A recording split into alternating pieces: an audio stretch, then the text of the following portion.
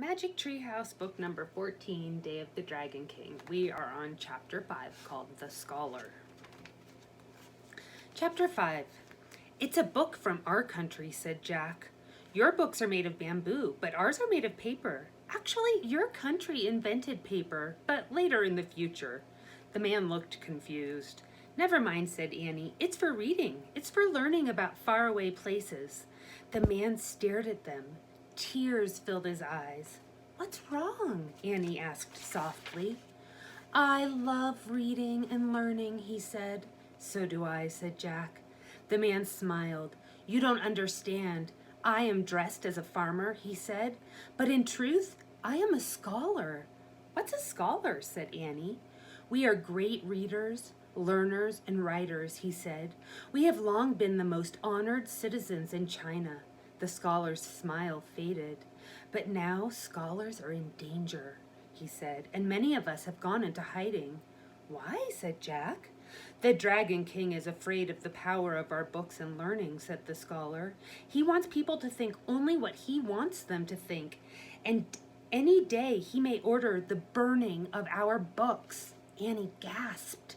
Does that mean what I think it means? Said Jack. The scholar nodded.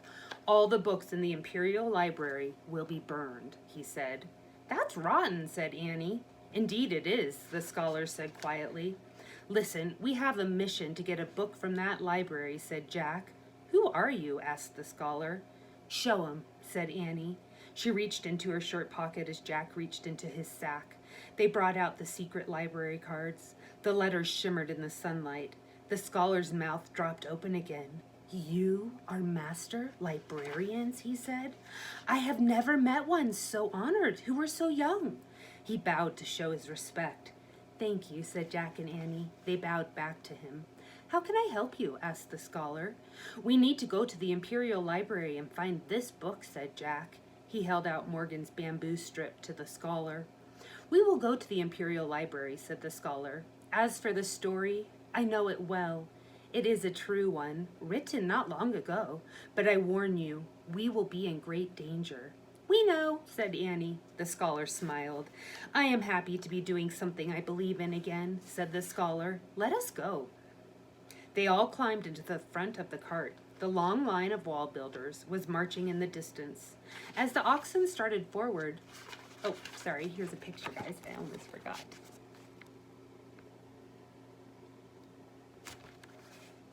As the oxen started forward, the scholar turned to Jack and Annie. Where are you from? He asked. Frog Creek, Pennsylvania, said Annie. I have never heard of it, said the scholar. Do they have a library there? Oh, sure. There's a library in every town, said Jack. In fact, there are probably thousands of libraries in our country. And millions of books, said Annie. And no one burns them. Right, said Jack. Everyone gets to go to school and to learn to read them. The scholar stared at him and shook his head. It sounds like paradise, he said. Chapter 6, The Dragon King. The ox cart bumped across the wooden bridge that crossed over a moat. Then it passed guards standing by giant wooden gates. Are the gates ever closed? Jack asked. Oh yes, every day at sunset, said the scholar. When the gong sounds, the gates close. The bridge comes up and the city is sealed shut for the night. I guess visitors have to leave before that happens, Annie said, or they'll be stuck here for the whole night, right? Yes, said the scholar. The cart bumped between the city gates. Rows of small houses were bunched together on either side of the street. They were made of mud with straw roofs. People cooked over outdoor fires. They washed their clothes in wooden tubs.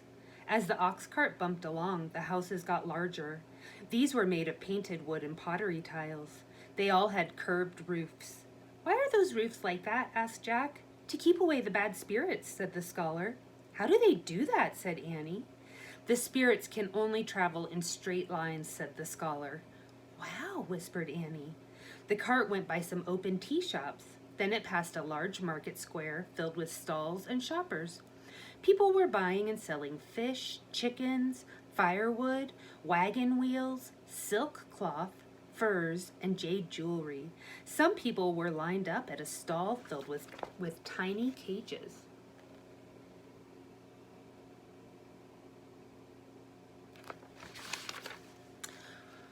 What's for sale there? said Annie. Crickets, said the scholar. They make good pets. You can feed them tea leaves and enjoy their delicate song. The cart moved on toward the Dragon King's walled palace. They stopped in front of the palace gates. Grain delivery, the scholar shouted up to the guard at the tower. The guard waved them through. Inside were beautiful gardens and huge mounds of earth surrounded by a low brick wall. That is the imperial burial grounds, said the scholar, pointing at the mounds. Who's buried there? asked Jack. The ancestors of the Dragon King, said the scholar. What are ancestors? Annie asked. They are the people in your family who lived before you, said the scholar. Someday the Dragon King himself will be buried there. 300,000 workers have been building his burial tomb. Oh man, said Jack. He looked over his shoulder at the burial grounds. He wondered why it took so many workers to build a tomb. No, said the scholar. Jack whirled around. What's wrong? He asked. The scholar pointed at the palace courtyard. A dark cloud of smoke was rising into the sky. Fire, said the scholar. The books, said Jack. Hurry, said Annie. The scholar snapped the reins. The oxen trotted up the stone path. When the cart rolled into the courtyard, soldiers were everywhere. Some threw wood on a huge bonfire. Others were carrying bamboo strips down the steep stairs that led from the palace. Are those books? asked Jack. Yes, the strips are tied together into different bundles, said the scholar. Each bundle is a book. Look, said Annie, pointing to the palace entrance. Stepping outside was a man in a rich, flowing robe and a tall hat. Jack knew him at once. The Dragon King.